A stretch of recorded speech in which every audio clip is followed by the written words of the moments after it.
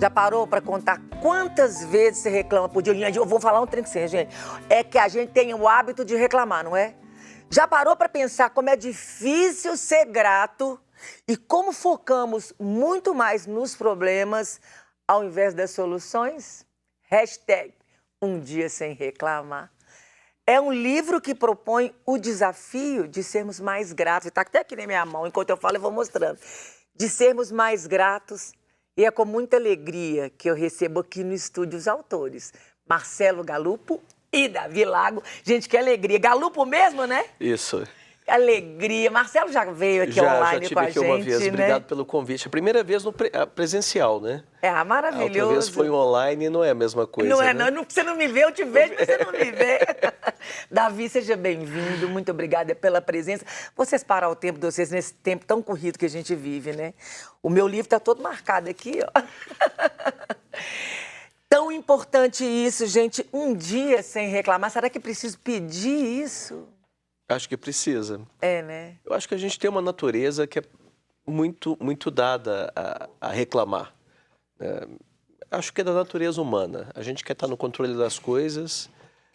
E quando as coisas não saem do jeito que a gente queria, e a gente geralmente tem expectativas muito altas com relação à realidade, a gente acaba reclamando muito. Deixa eu só falar uma coisa com vocês aqui. Eu entrei na conversa e não apresentei, né? O Marcelo Galupo é professor e advogado, atualmente presidente da Associação Brasileira de Filosofia do Direito e Filosofia Social. Também é professor da Faculdade Mineira de Direito da PUC Minas e da Faculdade de Direito da UFMG. Davi Lago, escritor e mestre em Teoria do Direito pela Faculdade Mineira de Direito da PUC Minas. Davi é formador de opinião contemporâneo que transita nas áreas de cultura, política, religião e ciências sociais, sendo uma das grandes vozes brasileiras sobre os temas. Você já viu como é que eu estou aqui hoje, né, gente? É desse jeito mesmo. Então, vamos lá. Como que nasce a ideia de escrever esse livro? Acho que o Davi pode falar um pouco. A gente tinha um projeto há muito tempo, né, Davi? A gente tinha um projeto de ter um livro em conjunto, né? Eu tenho muita alegria e a honra de ser pupilo do professor Galupo já desde os períodos da graduação na PUC Minas em Direito. E nós estávamos conversando muito sobre o vício das pessoas em reclamar hoje em dia, né?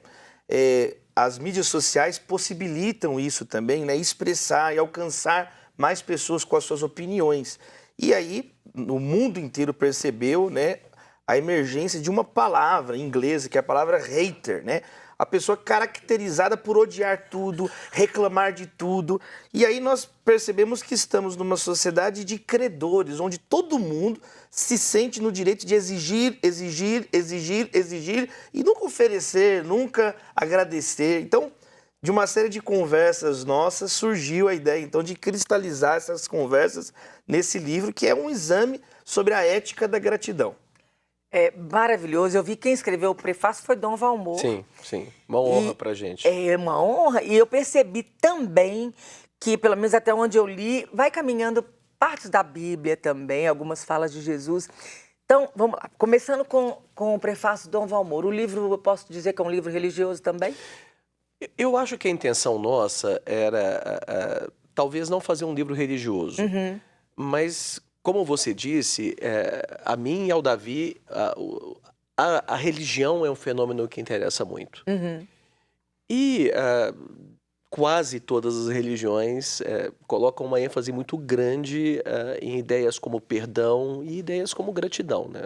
A gratidão é uma ideia eu acho que em todas, básica né? do As cristianismo, duas coisas né? em dois, né? No caso do cristianismo, a ideia de graça tem a ver com gratidão. E o cristianismo tem tudo a ver com esse conceito de graça. E a gente tem um interesse, então, muito peculiar em religiões. Além disso, né, a nossa formação é filosófica, a gente quer estabelecer um diálogo entre filosofia e religião no livro. Maravilhoso. Quando a gente... Eu vi que também vocês colocam QR Code, né? Um livro moderno que você pode direcionar o celular e te direciona para aquele vídeo daquele professor que faz todas as palavras da gratidão, muito obrigado, merci, thank you, e chega no muito obrigado, muito obrigada. Pergunto, hoje em dia, a gente vive a moda da palavra gratidão. Então, as pessoas estão migrando do muito obrigado para o gratidão. Qual é a diferença? Eu, particularmente, não gosto de gratidão, não. Eu gosto de muito obrigado. Pra gente se sentir obrigado mesmo. Né? Aquela de gratidão. Você conta até uma história de uma mãe que tá com a filha passando mal e que o motoqueiro vai na frente abrindo o caminho, viu que eu li, né? É um caso real esse. Real? É um caso real. Que o motoqueiro vai na frente, ela deixa o carro aberto, com a bolsa lá dentro, com as coisas lá dentro, preocupada, e nunca conseguiu encontrar aquela pessoa para agradecer. E se sente esse sentimento do muito obrigado. Esse é o sentimento do muito obrigado. Não significa não é gratidão. Hoje, o que vocês percebem nesse mundo nosso que está trocando muito obrigado pela gratidão? Davi. Eu acho importante frisar, né, esse conteúdo que a gente põe no livro, desta singularidade, ou seja, este diferencial da língua portuguesa quando nós expressamos a gratidão.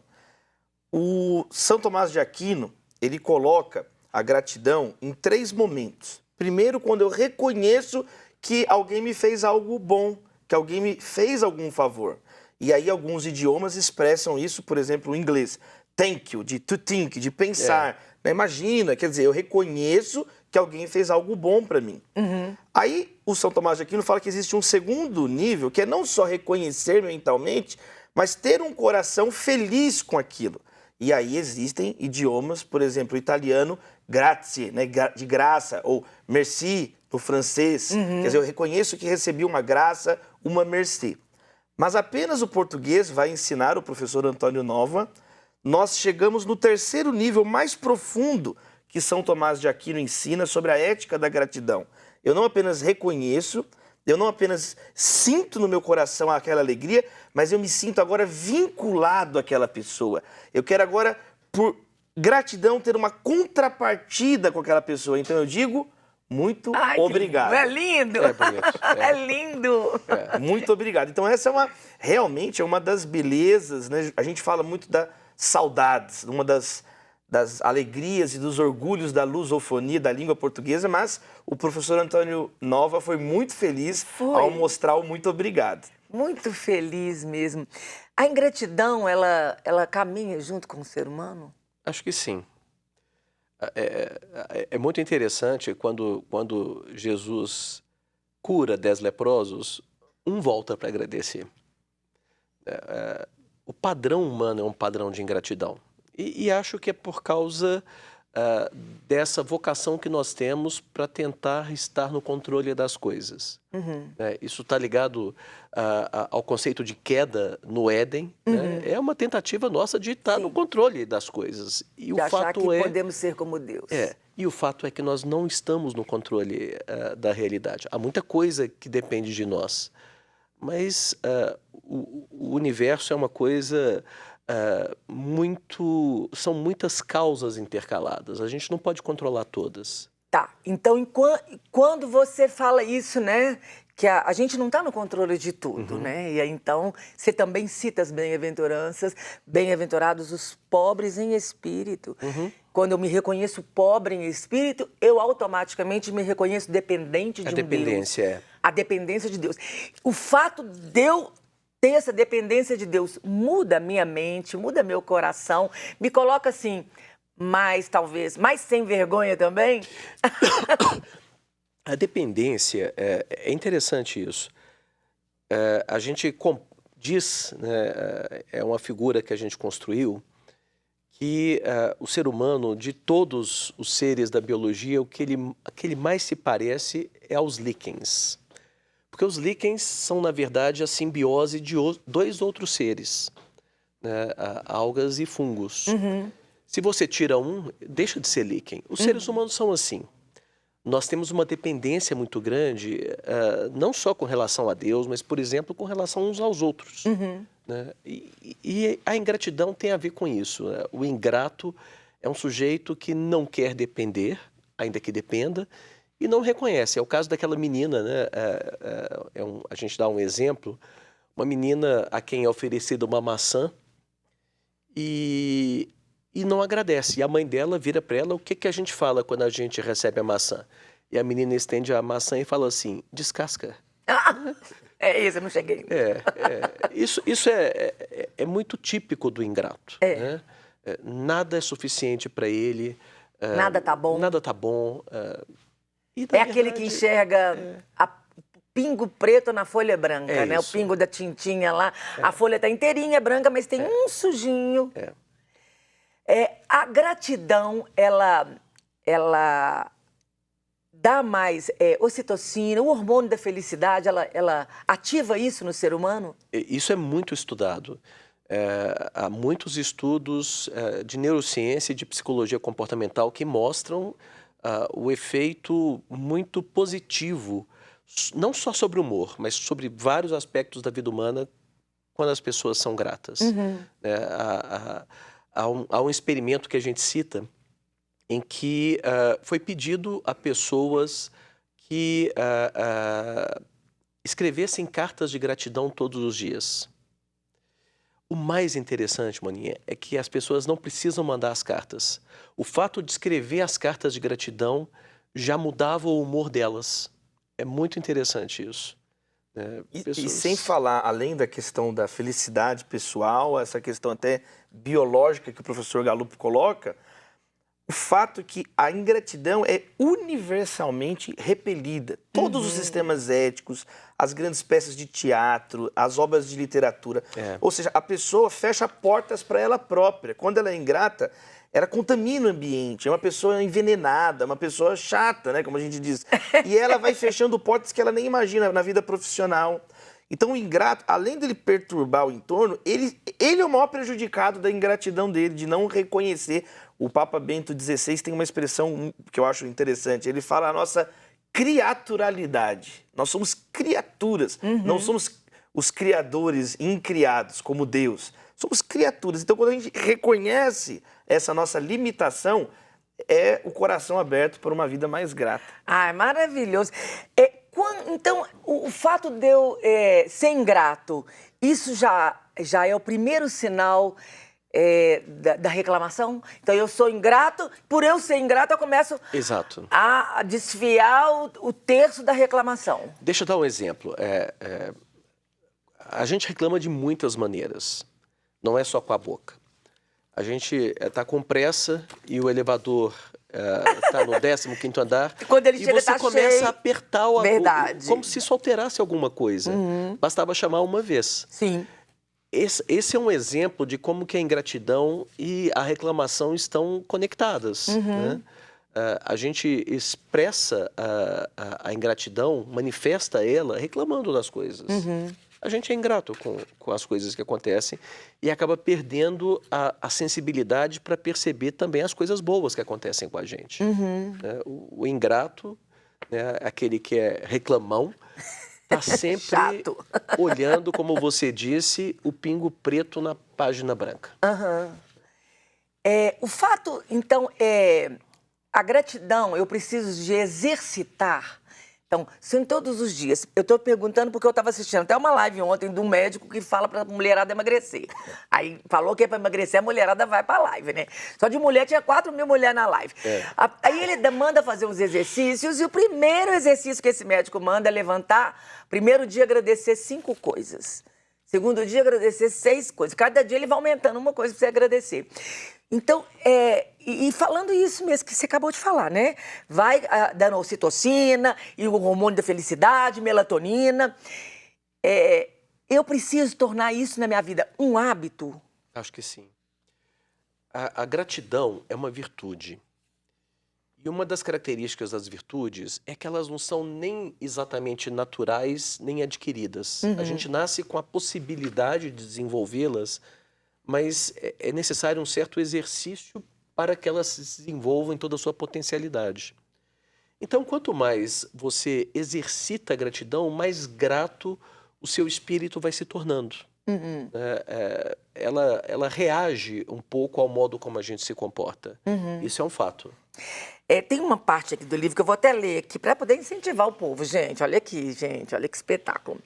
O professor Glenn Fox realizou um experimento para determinar essa conexão, expondo voluntários há depoimentos gravados por sobreviventes do Holocausto, que se salvaram com a ajuda de outra pessoa. Os testemunhos foram traduzidos para a segunda pessoa, como se o depoimento fosse vivido pela pessoa que ouviu. Imagina isso. Queria que você falasse sobre isso. Auschwitz é algo muito transformador na história da humanidade. Eu tive a oportunidade de visitar Auschwitz e aconteceu algo muito interessante. Eu fui com um grupo de professores num congresso. A minha mulher estava comigo, uma amiga, e elas viam aquelas montanhas de roupa de bebês recém-nascidos e choravam. Eu falei assim, olha, eu não vou chorar. É algo terrível, mas são pessoas que morreram há 70 anos. A gente não chora por pessoas que morreram há 70 anos, muitos anos antes da gente nascer. Eu quero conhecer para que nunca mais aconteça. Mas eu esqueci de combinar isso com o meu inconsciente. Eu fiquei 3 meses sonhando que eu estava preso lá dentro e não conseguia sair. É uma experiência muito impactante visitar Auschwitz. E Auschwitz transformou a humanidade, primeiro porque houve experiências muito, muito interessantes ligadas à gratidão, né? Há casos, por exemplo, de pessoas que participaram no início do nazismo, da perseguição a judeus, e aí foram salvos por um judeu em alguma circunstância, um acidente, e se tornaram anjos que salvaram várias pessoas, vários judeus, dos campos de concentração. E esse é uma outra conversa, né? O impacto de Auschwitz é algo que me interessa muito. A gratidão tem muito a ver com o que aconteceu lá. Há muitos relatos de gratidão por pequenas coisas, como a gente fala, né? Alguém que recebeu um cadarço. Né? Um cadarço valia muito nos campos de concentração. E pessoas que abriam mão de comida para que outras comessem. Né? É interessante que há alguns santos da Igreja Católica que eram cristãos, que estavam em Auschwitz por outras razões, por questões políticas, e muitos se sacrificaram para salvar judeus. E é muito interessante isso. A gratidão se manifesta muito claramente em alguns desses episódios. Então a gente percebe que principalmente num ambiente hostil, num ambiente que não tem nada, num ambiente de sofrimento, e eu volto nas bem-aventurados pobres em espírito, porque quando eu me reconheço pobre, que eu não tenho nada, eu sou mendigo espiritual, eu dependo de Deus. E aí a gratidão ela é mais fácil de ser reconhecida nesse ambiente? Sim, eu acho que é uma conexão muito profunda da gratidão com a humildade. Porque o grato, ele reconhece que nem tudo depende dele, que ele não está no controle de tudo. E as bem-aventuranças, Jesus Cristo, no Sermão do Monte, ele conecta de um modo muito claro, né? Na primeira, qual que é o primeiro passo da felicidade, então? É se reconhecer pobre espiritualmente. Eu não me criei, eu não pedi para nascer, eu não me autocriei. Então eu sou pobre em espírito. E bem-aventurados os que choram, porque serão consolados. Quer dizer, é uma pessoa sensível, uma pessoa empática, uma pessoa então que chora. Bem-aventurados os mansos, porque eles herdarão a terra. Depois que a gente chora, saiu aquela raiva. Eu fiquei manso, e os mansos herdam a terra. Mas é claro, né, os nervosos se matam, a terra fica com os mansos. Maravilhoso, Jesus, nervosos se matam. E aí Jesus vai continuar. Então, aí bem-aventurados os que têm fome e sede de justiça, porque serão satisfeitos. Quer dizer, agora eu quero fazer o bem, vou cultivar essa terra, E aí, bem-aventurados os misericordiosos, porque alcançarão misericórdia. Eu vou repartir isso que eu encontrei. Bem-aventurados, então, os puros de coração, porque verão a Deus. Bem-aventurados os pacificadores, porque serão chamados filhos de Deus. E Jesus encerra, bem-aventurados os perseguidos por causa da justiça, porque serão chamados filhos de Deus. Então, as bem-aventuranças é uma das passagens mais assombrosas já registradas no discurso de alguém, no início do Evangelho de Mateus. Elas mostram claramente, né, como que é um caminho de felicidade quando eu vou me despindo desse orgulho. Né? Eu vi uma vez um cara que colocou atrás do carro dele assim, eu me amo e vice-versa. Né? É uma forma de... Isso não é nem egoísmo, né? É autolatria, né? A pessoa, ela se endeusando. A camisa estava escrita, ai de mim se não fosse eu. Olha aí, aí não tem... É o contrário da ingratidão. É verdade. É interessante isso, né? Não existe... amor próprio é uma ilusão recente da humanidade. É até um erro conceitual. É um erro conceitual. Amor, não tem sentido amor. Amor é sempre para o outro. É sempre. Por exemplo... Autocuidado é diferente de auto-amor. Lembro de um filósofo moderno, que é Spinoza.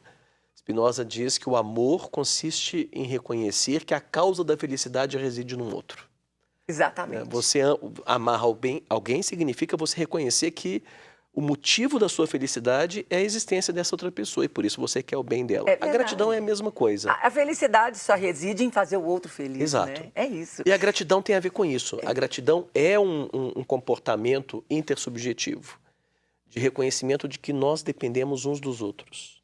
Ai, gente, olha, eu vou falar, que delícia de conversa. Eu ficava a manhã inteira aqui com vocês. A gente pede um café, um pão de queijo e a gente vai ficando, né? Mas não tem jeito. Então, eu queria mostrar para vocês. Me fala uma coisa, aonde que as pessoas podem comprar este livro? Nas livrarias online, nas grandes livrarias online, todas Amazon, elas. esses lugares todos. Não ia falar, mas a Amazon tem. A gente fala também. A Amazon não está patrocinando a gente, não, mas a gente facilita a vida do telespectador. A Amazon, a leitura... A Amazon, inclusive, está com preço muito bom. Então, maravilha. Gente, olha só, você pode comprar online ou nas melhores casas do ramo, né? Isso, exato. E eu vou falar com você assim, olha, compra, vai ler. É maravilhoso, é um livro delicioso de ler. Leva para a família inteira, faz todo mundo ler, porque... Você vai ver que na medida que as pessoas forem lendo esse livro, elas vão se tornar pessoas melhores. A gente sendo pessoa melhor, mais bacana um com o outro, a convivência em família vai ser maravilhosa, né? Muito bem, gente. Então eu queria as considerações finais de cada um. As suas considerações finais, Galo, as suas considerações finais, sabe? Daquilo que a gente talvez não tenha falado, que vocês gostariam de acrescentar, ou se não, do que o livro trouxe para vocês. Boninha, eu estou tão feliz de estar aqui, de ter sido convidado. Eu queria agradecer muito a todos que nos estão assistindo, convidar a ler o livro.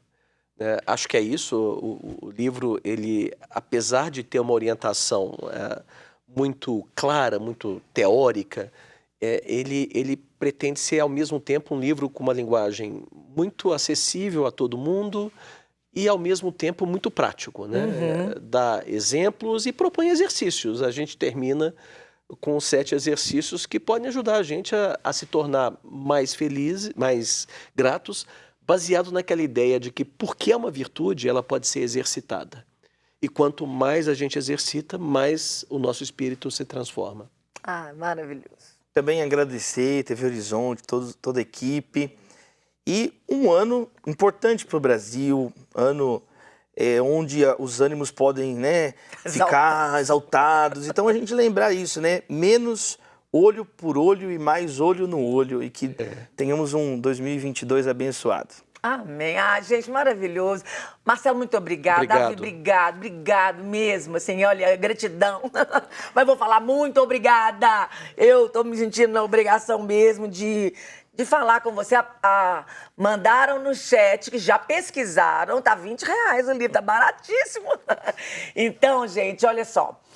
Instagram, @prof, de professor, prof.marcelo.galupo.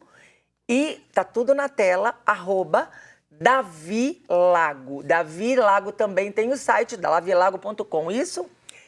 Entra lá, segue, manda pergunta, compartilha, curte, faz tudo que tem que fazer.